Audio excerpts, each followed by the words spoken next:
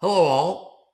I'm Scott Hoyt, founder of Fantasy Sports Strategies, and welcome to the very first episode of Under the Hoodie podcast. For those who may not know, Fantasy Sports Strategies is a company I started a couple of months ago with the primary mission to help other companies navigate through this ever-evolving fantasy sports world. And this podcast is just one way we're helping spread the word. As you might gather by the name, my goal with this podcast is to go under the hood, so to speak, with business leaders who are helping shape the fantasy sports industry today. Truth to tell, I'm also a bit partial to the name because I pretty much spend my entire day in a hoodie. But that's a story for another day. A little housekeeping first. Under the Hoodie will be available on YouTube, Spotify, and Apple Podcasts, with new episodes dropping regularly. Our goals of this podcast are simple. First, bring on engaging people to share their journeys. They'll talk about their wins. I'm sure they had some losses to discuss. What were the challenges? And maybe even a few aha moments that might help other organizations think differently about their own business plan, their model, their go-to strategy. Secondly, spotlight innovators in the fantasy sports ecosystem, people who are making things happen now. And of course, with any podcast that I do, I want to have a little fun, share some laughs, and enjoy the journey along the way.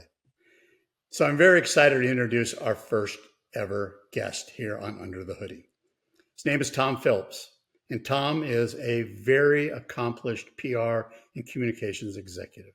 He recently retired from Microsoft, has a lot of great insights, and I've known Tom for many, many years. And I can honestly say that it is a pleasure to always have him speak at anything that I want to do, or have engaged with him on many opportunities within the PR and communications. So without further ado, and I'm sure we'll have a lot of fun with this. Welcome, Tom. Well, thanks a lot, Scott. Remind me to send a check to whoever wrote that intro for me. But happy to be here and excited to be a part of the podcast series Under the Hoodie that you're launching, and looking forward to our conversation. Great. So before we get into some of the deeper questions, I'm going to kind of step back and go down memory lane for the people who don't know you. I'd love for you to kind of share, a little bit about your background. This isn't an interview. So you kind of do it as this is postscript. This is what I've done with my life. Oh man, where do I start? So I was thinking about the origins of my own career, not too long ago on another matter. And I was always a letter writer when I was young, and I wrote to famous people, and some of them wrote me back, including a sitting vice president. I wrote to Bart Starr, who was a quarterback for the Green Bay Packers. I actually wrote a letter to Ann Landers, and she printed it in her paper, and I realized I'm a writer. I can do some good things. And I got a degree in journalism to kind of fuel the writing bug that I had. And I wanted to become a sports television reporter. And so I graduated from the University of Oregon with the degree in journalism and moved to Washington to try and find a job as a sports guy. And when I realized that I was going to have to start out in a very, very small town, lugging my own camera around and covering small time sports, not the Super Bowl, I pivoted. And I went from thinking that I would be a sports journalist to falling into a PR job at a tiny little agency. And I think if I could characterize my career, it's always been one where it was sink or swim. And I got a job at a small agency, and I was on a week-to-week contract. And if I wasn't producing press coverage for clients, including one of whom was a very old man who sold engine oil additive, that was my first client, then my job was in jeopardy. And funny story, I actually took that guy into the newsroom of a newspaper because he told me he could coat his finger with engine oil additive and light it on fire and it wouldn't hurt his finger. I said, let's do it. And so I set his finger on fire and we walked into a newsroom and we got a story in the automotive column about this crazy guy selling engine oil additive. But it was sink or swim. I had a very short opportunity to try and prove myself. And that turned into a bigger job with a bigger firm where I kind of needed to sink or swim. And I then started my own PR firm. And that was definitely sink or swim because we had about 30 or 40 days to generate income, or else we would be out of business, me and my partner. And as you know, Scott, that is where you and I came to know each other. And for anyone who doesn't know that story, the short story is we had no business, me and my partner in our PR firm, and you were with a cellular telephone company, and you guys had a crisis and a problem, and you put a casting call out to all the PR firms in Seattle. And my partner and I came up with an idea that you and your executive team liked, and you hired us to do a project, and that put our firm on the map, and that started a 10-year run of one of the most fastest growing PR firms in the city of Seattle. And it started with you, and you remember that. I know that. Yeah, I do. In fact, I'll stop you there for a second because I remember that. I can remember a lot of the conversations around that too. I remember when my boss said our entire network just went down for the entire day. Being in Seattle, Washington, which was the corporate headquarters of Cellular One, and Craig McCaw, the owner and founder of Cellular One, living across the lake. Our office was in downtown, living across the lake, calling me saying, what are we going to do to solve this crisis? And so our first action was we can't do this on our own. We've got to get some experts on how to communicate this out to the consuming public. And it was a very stressful time. And I will tell you honestly, what you and your partner did was, like you said, you guys moved mountains. It was spot on strategy, and we fully recovered from it. In fact, probably took advantage of some of that PR. And I don't know about you, Tom, but I'm of the, in my marketing career, I've always said any press is good press. Mm-hmm. And I think in this case, we kind of turned that bad press into very good press for us. So we did yes, indeed. Full disclosure, Tom and I have known each other since 1989, Tom. That's when that happened. And I know, but from there, take me through, because you did your own agency, and you're right. You were one of the most well-known agencies in the Seattle Pacific Northwest area. What did you do after that? I sold my interest in that agency after a decade and wanted to do something new. I'd never been on the client side. And well, first I went to a much larger agency and ran the global PR operations for a company called DDB, part of the Omnicom network.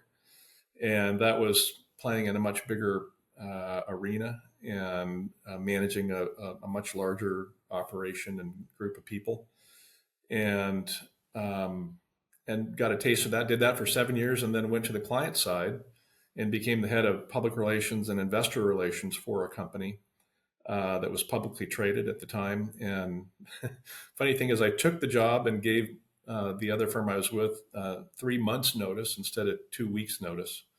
And little did I know that in that 3-month period of time before I joined my new job, that new company I was going to join was in the process of negotiating a sale of the company to Microsoft. And had I joined earlier, like 2 weeks instead of 3 months, it would have been a significant financial windfall. My timing was not great. And so, long story short, I became an employee of that company at almost exactly the same time that it was acquired by Microsoft for about $6 billion, which at the time was the largest acquisition Microsoft had ever done. And I thought I'd give myself a year before flaming out at Microsoft. It wasn't what I wanted to do. I kind of was a reluctant bride, dragged kicking and screaming into that company. And what happened was an 18-year career where I got to do some amazing things for amazing CEOs and people. And I could never have imagined that part of my career kind of evolving the way it did. But again, that was a sink or swim moment, especially at Microsoft, coming in as what they called an acquired employee, meaning you didn't grow up there professionally. You were brought into it. You were tossed into the mix, and you needed to figure out how things worked and how to do your job very quickly. And if you didn't, then who knows how long you'd last. So, but that's that. And then I just retired, as you said earlier. I retired from Microsoft and hung out another shingle, PR consulting practice called Upstream Communications about 8 months ago, and having a great time with that. So let's, I'm going to step back for a second, because a lot of what you just described, I kept thinking in my mind, this mirrors a lot of some of the same thoughts that I had during my career. I worked for small companies. I did my own thing. I did a big behemoth companies, two of them, Procter and Gamble, Southland Corporation, AT&T. And I always get asked this question. So which one did you like the best and why? And I always said, and I'm not going to answer it for you, but I've always said they all had their own unique pluses and minuses. But I'd love to hear, because Microsoft is as big as it gets. And I know that you started your own deal. You're a sole proprietor. And I'm sure those are two very different cultures and two very, very different experiences. So share that with me the best you can. God, that's a hard one to answer. There's nothing like seeing your company's name on an envelope that has a plastic window on it when a client is remitting a check to you. And so when I started my own PR firm with my co-founder, Mark Delaney, and we didn't know where the money was going to come from until we got great clients like you and your team at McCaw and seeing checks come in that allowed you to pay people and hire people and buy things and grow business and have nice office space. There's nothing quite like the notion of eating what you kill. And we definitely had to do that. And so that has to be right at the top. I will say, though, that in the time that I spent at Microsoft, the people that I got to work with, the fact that I was there during a change in CEO leadership, and one of my jobs when I was there was helping to lead the cultural transformation of an iconic global company. You don't get that opportunity very often. And so they were two vastly different kinds of joy, but neither was greater than the other. They were both amazing. I'd put those two at the top of my list. So we're now in the fantasy sports ecosystem. And for full disclosure, just so everybody knows out there, that Tom and Tom's son, Nick, who is behind the scenes right now producing this podcast, have joined forces with me, helping me kind of get this off the ground. So, and been very, very enlightening, very helpful. And I wouldn't have been able to do it without the two of them. But I kind of view all three of us are really the founders of this little enterprise that we've put together.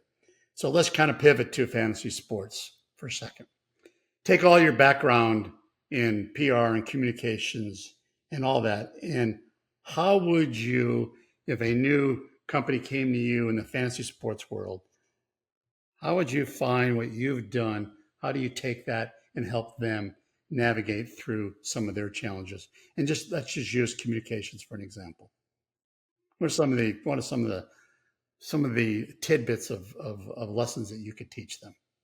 Well, I think to be successful, you've got to have something that you can call your own, or something that is very unique and that you can differentiate yourself from other people. Because as we know, as I'm learning, and you know well, much better than I do, that the fantasy ecosystem is incredibly big and complex and lots of players. And so what can you do to be different and to stand out? I remember when I was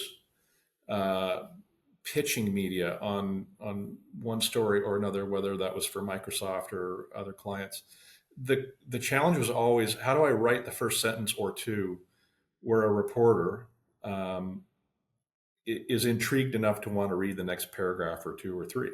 I think the same can be said for a business. How can I appeal to an audience, and knowing who my target audience is, in a way that cuts through the clutter and that they get it quickly. And so I think a lot of times, whether it's a communications issue or running a business, we sometimes tend to, because it's our human nature, to over engineer, over think things, when a lot of times the best thing to do is simplify. And one of the first things I learned in my career, which I think is applicable now, is I kind of went where the wind took me in my different places that I ended up in my career. And I think it's great to have a sense for what you want to do with your business in the fantasy ecosystem, but also be very attuned to where your audience is going and where they need you to be. And if that means that you morph and you kind of evolve and shift and shift your own business strategy, that's not a bad thing. Some people think that you've got to have a locked in stone strategy and stick to it every single day. But I think it's almost more important to be aware of where you should adapt and where you should change. Yeah, and I've always viewed, and you know this, I've always viewed that PR communications is really, for the most part, joined at the hip with branding and branding strategy, because it's No doubt. storytelling. It's your message that ultimately will tell that story as well. And then you got to engage with your end users in a way that's believable. It's trustworthy. And so you know all that drills with branding. And so have you in your, and I know, and I think I already know the answer to this one. You Can in I your, can I just stop you right there and say one yeah, thing? yeah, I always please. thought that branding should be thought of as an umbrella. A PR or marketing or advertising or social or our spokes and tactics underneath the umbrella. PR should be living in service of what the brand needs to be, and a lot of those other disciplines too. And so, just to kind of reinforce your point, got to have the branding, and then support it with tactical disciplines like PR and the like. Yeah, and I think that branding is maybe the most misunderstood term and terminology under the marketing umbrella, as you just described. There's a lot of people that don't fully understand it or even embrace it, and that's okay. It's not. It's something that can certainly be well managed, and anybody who wants to do a strategy on branding, that's easy to do. But I think they just have to understand the benefit of that. And I know you get that. But I'm going to step back again a little bit more, because I really feel like there's probably lessons learned in what you've done with your career. And I know for a fact that you've probably had wins and losses. You want to share your best win, your best loss? That does sound like an interview question, doesn't it? Yeah. But it's not intended to. Um, I will. There's a couple that stand out. One, probably the story I'm most proud about when I was at Microsoft was when we were leading this whole cultural transformation under Satya Nadella, who was the CEO, who is still today the CEO. We were always looking for stories that were emblematic of the way the culture of Microsoft is shifting from this hard-edged, kill or be killed company to one that had a heart. And I stumbled on a program, didn't stumble on it. It's a beautiful program that a lot of people know about, where Microsoft hires people on the spectrum with autism. Because a lot of times people on the spectrum can be phenomenally gifted coders or other professions, but they're underemployed by the job market. So Microsoft started a program to hire people with autism, people on the spectrum. And not only that, but hire and train managers on how to be a good manager for someone on the spectrum. And I was given a letter that the CEO, Satya Nadella, received from the mother of a guy that Microsoft hired named Blake, who is on the spectrum. Brilliant guy, but found himself underemployed. Microsoft hired him. I got to know Blake. I got to know his family. In the day that I introduced Eileen to the CEO and the staff, when she came to campus, was a day I'll never forget, because she introduced herself to the receptionist at Microsoft as Eileen, whose son Blake works for Microsoft. And there were tears in her eyes. And I looked at her as not a PR person, but as a dad, and what this meant to this person to have her son, who she loved, be hired by this company. And we got Fast Company and CBS Morning News to do feature stories on the program because we were able to personalize it that way. And for me, it was like, this is the kind of work I want to be involved in, the kind of company I want to work for. So that's an example of a great story that had a human interest dimension to it that just made people feel good. One of the stories that started out great, but ended up disastrous, which is in hindsight really funny. At least I think so. I can laugh about it now. There used to be a guy named Willard Scott who was Al Roker on the Today Show before Al Roker was on the Today Show. And Willard Scott was a crazy man. And we had a client at one point when I was in the agency business named Hillhaven, and they ran 300 or 400 assisted living facilities around the country. They created a thing called the Ho-Ho Hotline so that senior citizens in local nursing home facilities could get on the phone and talk to little kids in their communities, and the seniors would role play Santa and Mrs. Santa Claus for the little kid on the phone. Made the seniors feel great, made the kids feel great. We got lots of coverage. And we said, what if we up the ante? What if we got the Today Show to do a story on the Hillhaven Ho-Ho Hotline? Let's send Willard Scott an elf costume because he would do crazy things on air. And we thought this might just be crazy enough to get national television exposure. And so we sent him an extra large, because he's a very large man, elf costume. And we gave him some talking points on the Ho-Ho Hotline, including the 800 number of a facility in Phoenix, Arizona, that had a national phone number attached to it, so that if kids wanted to call from outside of a location where there was a Hillhaven, they could call the 800 number. Well, little did we think, Willard Scott put the elf costume on, and on live television did about a 3-minute bit on the coolest program he's ever seen in the world, helping seniors feel engaged, helping little kids. And oh, by the way, here's the 800 number that kids can call. Now think about that for a second. There's 8 senior citizens in a rest home in Phoenix, Arizona, national 800 number, audience of maybe 5-6 million people watching the Today Show at that moment. Suffice to say, we had a few more calls come into that 8-person hotline, and we crashed the hotline.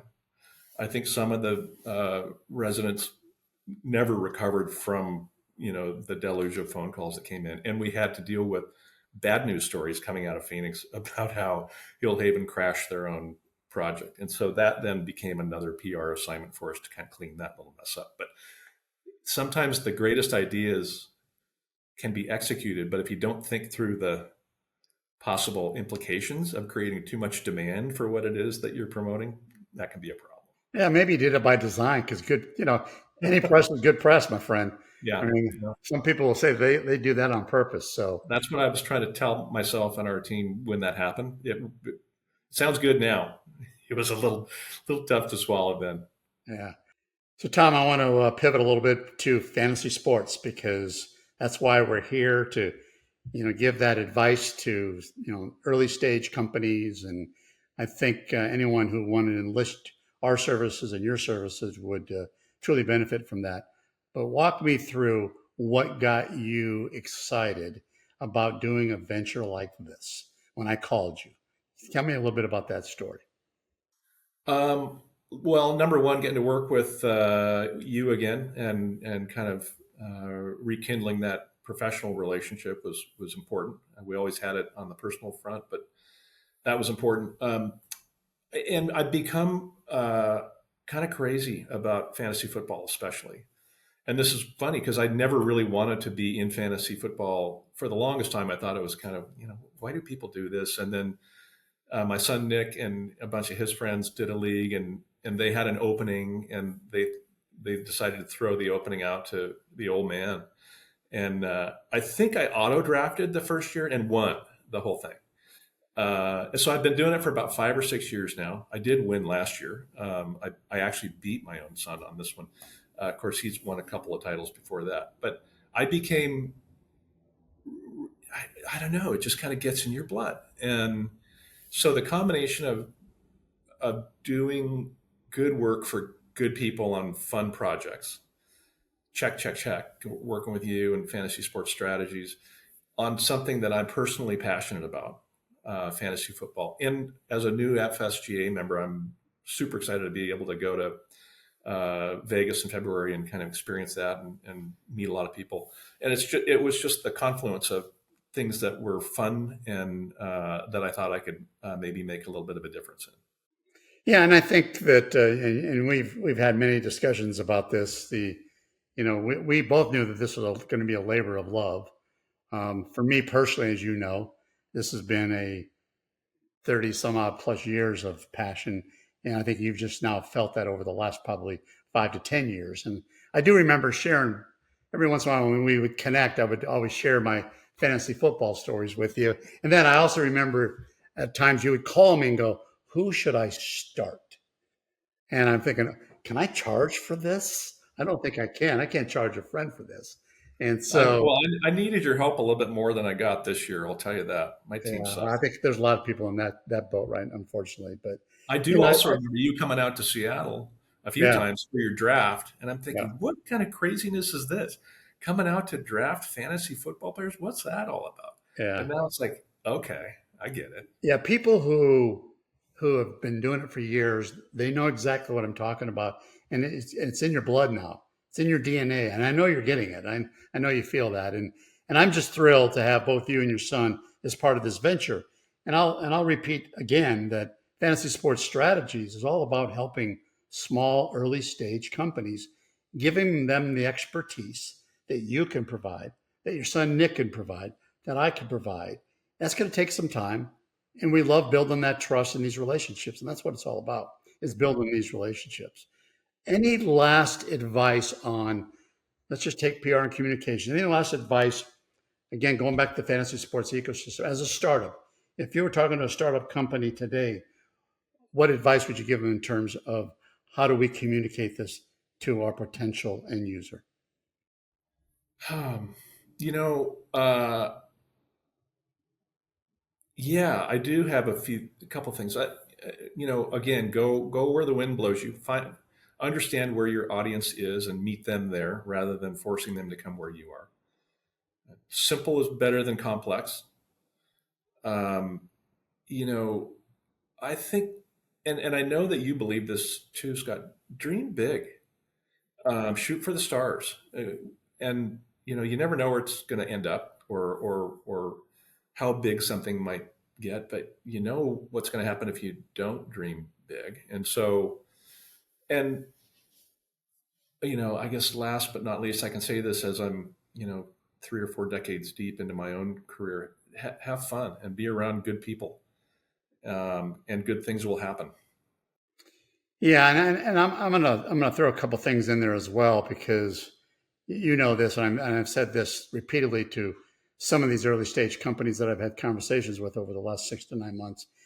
I've also been involved, like you, in small startups. In fact, I was employee number three of a startup, and the other two were the investment bankers. So I basically was on my own.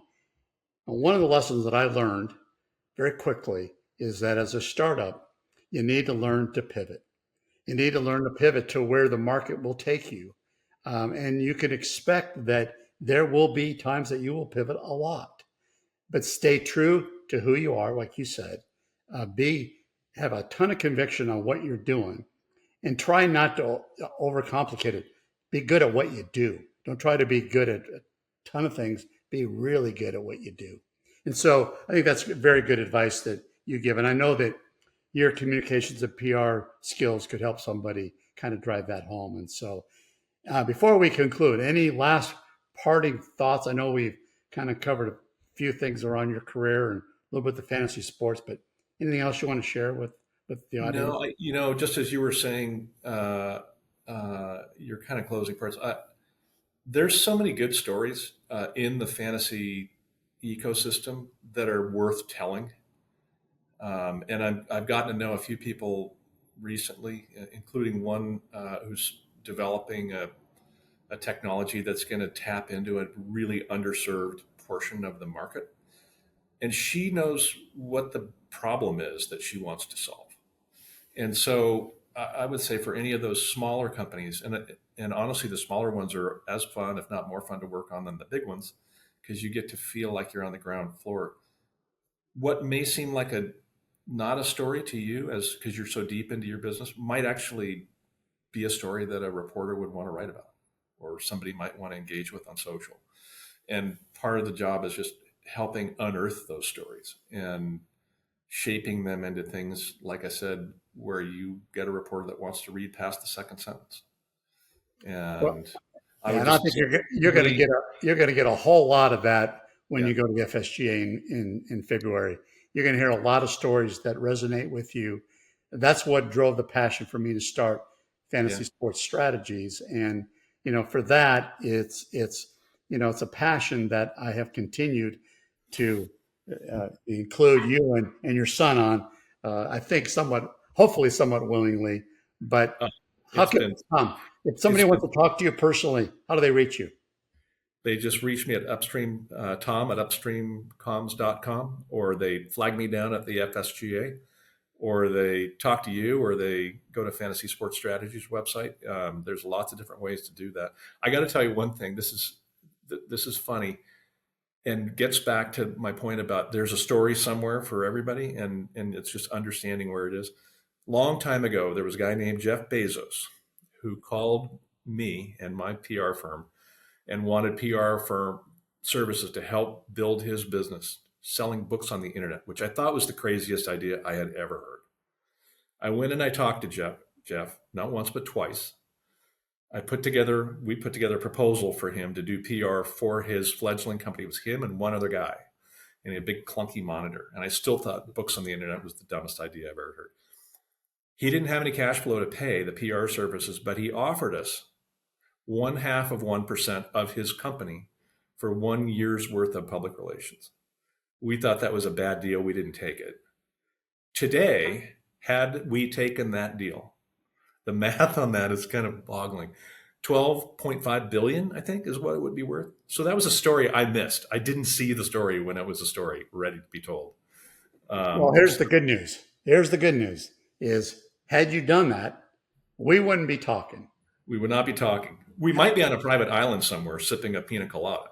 As long as I could ride your coattails on that one, I'd been just fine with that. So, Yeah.